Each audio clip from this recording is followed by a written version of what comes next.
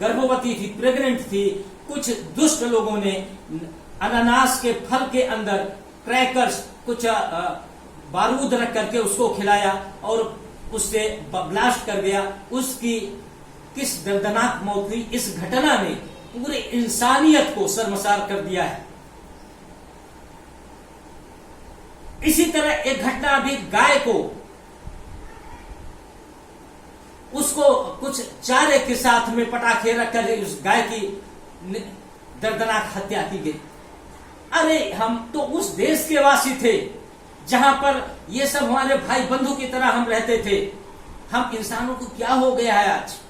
हमें सुधरना पड़ेगा, समझना पड़ेगा, ध्यान देना पड़ेगा। अपनी पानी, पेड़, पर्यावरण और इन जीव जंतुओं को बचाने के लिए आगे आना पड़ेगा, क्योंकि हमें अगर नहीं सुधरे तो तरह तरह की, जैसे आज सुनामी है, लैला है, कैटरीना है, प्यारे बच्चों, ये तूफानों के, समुद्री तूफानों के नाम है। हम किसी फिल्मी हस्तियों की बात नहीं करते हैं। इस तरह की प्रकृति हमें बार बार संदेश दे रही है, बार बार संदेश दे रही है। और कोविड-19 के लिए भी मैं फिर से कहना चाहता हूं, हो सकता बुरी लगे, यह भी एक प्रकृति का संदेश है हम इंसानों के लिए, कि आज जिस तरह से पूरा देश, पूरी दुनिया छुप करके सारे काम काज भूल भुला करके अपने घर में चुपचाप बैठी हुई है, तो ये प्रकृति का कहीं प्रकोप तो नहीं है। इससे भी इसको इग्नोर नहीं किया जा सकता। बात करते हैं खाने की। कहते हैं जल संरक्षण हम कैसे करें। बहुत सारे तौर तरीके हमारे जल गुरु साहब ने बताया। प्यारे बच्चों, आप भी छोटा सा सहयोग कर सकते हैं। जो हम खाना खाते हैं, ये WHO की रिपोर्ट है, WHO की रिपोर्ट है कि लगभग 1/3 खाना अनाज जो किसान हमारी बड़ी मेहनत से उगाते हैं, उसको फेंका जाता है। वो सड़रा गड़ा नालियों का हिस्सा बनता है।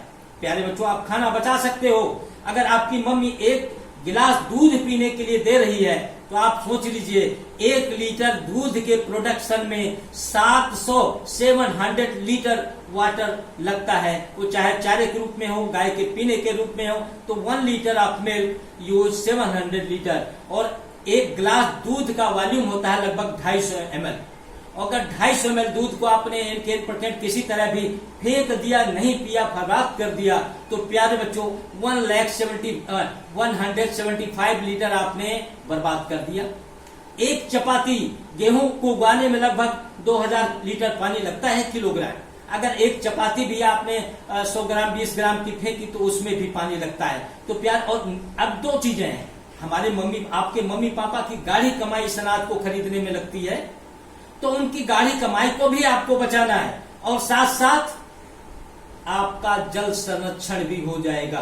तो हम खाने, और हमारी आदतें क्या, हम दावत पार्टियों में जाते हैं, प्लेट उठाते हैं, इधर उधर सारा कुछ रखा, खाया, थोड़ा बाकी आया, डस्टबिन में फेंक दिया। प्यारे बच्चों, तो हम कहीं भी हो, चाहे घर में हो, चाहे पार्टियों में हो, दावत में हो, हमको इस चीज पर विशेष ध्यान रखना है। उतना ले थाली में, व्यर्थ न जाए नाली में। इस तरह की सोच हमको अपने दिमाग में रखनी है। फिर थोड़ी सी बात हम पेस्टिसाइड, हर्बिसाइड और फर्टिलाइजर पे भी करना चाहेंगे प्यारे बच्चों, क्योंकि उसका सीधा संबंध हमारे खाने पीने पर है और हमारे सेहत पर है।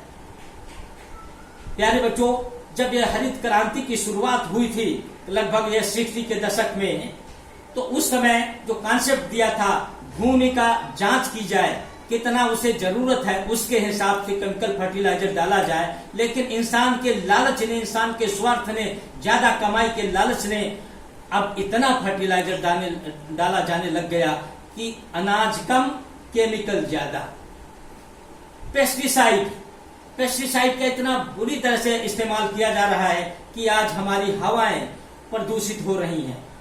हर्बिसाइड का इस्तेमाल जो घास फूस को मारने के लिए, तो ये सारी चीजें धड़ल्ले से इस्तेमाल की जा रही हैं। प्यारे बच्चों, आपसे मैं इसलिए कहना चाहता हूं कि आप भी, हम चूंकि हमारा देश कृषि प्रधान देश रहा है, और इस कृषि प्रधान हम सब कहीं न कहीं गांव से जुड़े हुए होते हैं, तो आपको प्यारे बच्चों एक संदेश अपने घर तक, अपने रिश्तेदार जहां से भी आप जुड़े हैं, उनके साथ में चर्चा करनी है, बात करनी है कि हमें हर्बल पेस्टिसाइड, पिछले 1 दशक में अब थोड़ी सी परिवर्तन आ रहा है। इन सारी समस्याओं को देखते हुए समाधान निकाला जा रहा है, ऑर्गेनिक फार्मिंग की तरह।